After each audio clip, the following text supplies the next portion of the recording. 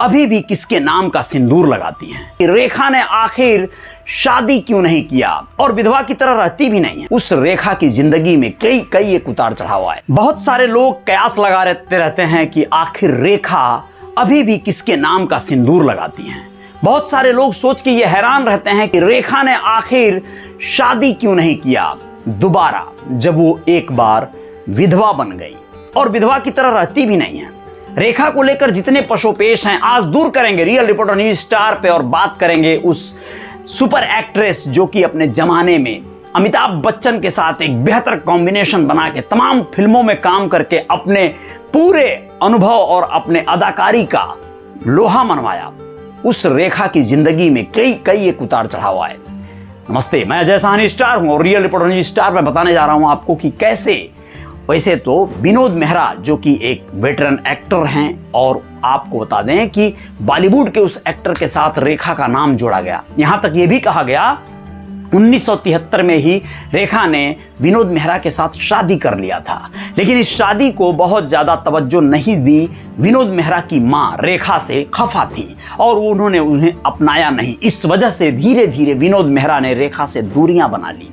इसके बाद एक वक्त आया जब आनन फानन में एक बार रेखा ने अनाउंसमेंट किया, या फिर सोशल मीडिया उस समय उतना एक्टिव नहीं था, लेकिन जो फिल्मी मैगजीन्स थे वो अचानक से भर पड़ गए रेखा की शादी की खबरों से। रेखा की शादी की खबर क्या चली? 1990 की बात है दोस्तों। बात चली कि रेखा ने शादी किया है एक दिल्ली के उद्योगपति से जिनका नाम मुकेश अग्रवाल था।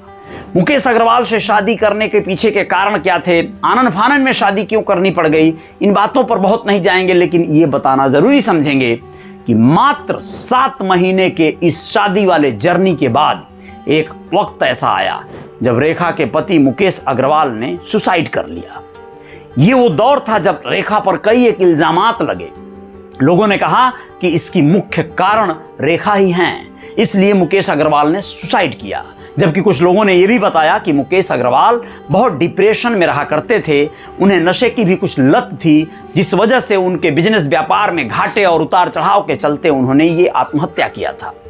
इसके बाद रेखा अपने जीवन में बहुत तन्हा हो गई, बहुत अकेली सी हो गई। यूं तो बहुत सारे लोग जानते हैं कि रेखा का नाम हमेशा से अमिताभ बच्चन के साथ जोड़ा जाता रहा। मुकद्दर का सिकंदर एक फिल्म आई थी, अमिताभ बच्चन के साथ एक शानदार उनकी केमिस्ट्री दिखाई गई थी उस फिल्म में। उस फिल्म को देखने के बाद जया बच्चन जो कि अमिताभ बच्चन की पत्नी हैं वो रोने लगी थी। अमिताभ बच्चन यह देखकर बहुत ज़्यादा दुखी हुए थे और उसके बाद से ही उन्होंने रेखा से लगभग दूरी बनानी शुरू कर दी थी। आप लोगों को बताएं कि रेखा के साथ अमिताभ बच्चन का नाम बहुत जुड़ा। लोगों ने यह भी तक कहा कि अभी भी जो सिंदूर रेखा लगाती हैं वो अमिताभ बच्चन के नाम का है। आप क्या कहते हैं इस बारे में, ये बात आप कमेंट बॉक्स में लिख सकते हैं। लेकिन कई एक इंटरव्यूज आदमी रेखा ने यह स्वीकार किया है कि सिंदूर मुझे पसंद है, सिंदूर मुझे फेस पे, मेरे चेहरे पे, मेरी बॉडी पे फिट बैठता है, अच्छा लगता है, इसलिए मैं लगाती हूँ। और मैं जिस कल्चर से आती हूँ, जिस प्रदेश से आती हूँ, वहाँ पर लोग सिंदूर लगाना एक कॉमन सी बात है, इसलिए मैं लगाती हूँ। आप लोगों को ये भी कहें कि अमिताभ बच्चन और रेखा के साथ जो चीज़ें चलती रहीं, जो वाकया चलता रहा, उसमें यह बात कई बार ऐसे फिल्मी पार्टियों में देखने को मिली जब जया बच्चन रेखा से खफा सी नजर आईं, जबकि अमिताभ बच्चन सहजता से रेखा से बात करते रहे और सलीके से रेखा अमिताभ बच्चन के सामने पेश आती रहीं। इससे बहुत सारे जो उनके फैंस हैं वो यही अंदाज़ा लगाते हैं कि अमिताभ बच्चन का एक अलग तरह से सम्मान करती हैं रेखा, और रेखा आज भी उन्हें बहुत ज़्यादा तवज्जो देती हैं। यूं तो आपको ये बताना ज़रूरी है कि रेखा के साथ तो आपके सुपरस्टार अक्षय कुमार का भी नाम जोड़ा गया, लेकिन क्या ये सच हो सकता है, या फिर फिल्म इंडस्ट्री में क्या ऐसी बातें कोई मामूली बातें या बड़ी बातें हैं, क्या ये कॉमन बातें हैं? रेखा तो अपने इंटरव्यूज आदि में कई बार ऐसे हंसी मजाक में कह चुकी हैं कि मैं अब आगे शादी क्यों करेंगे। सिमी ग्रेवाल नाम का एक पॉडकास्ट चलाती हैं, वो फिल्मी तमाम सेलिब्रिटीज़ का इंटरव्यू लेती रहती हैं।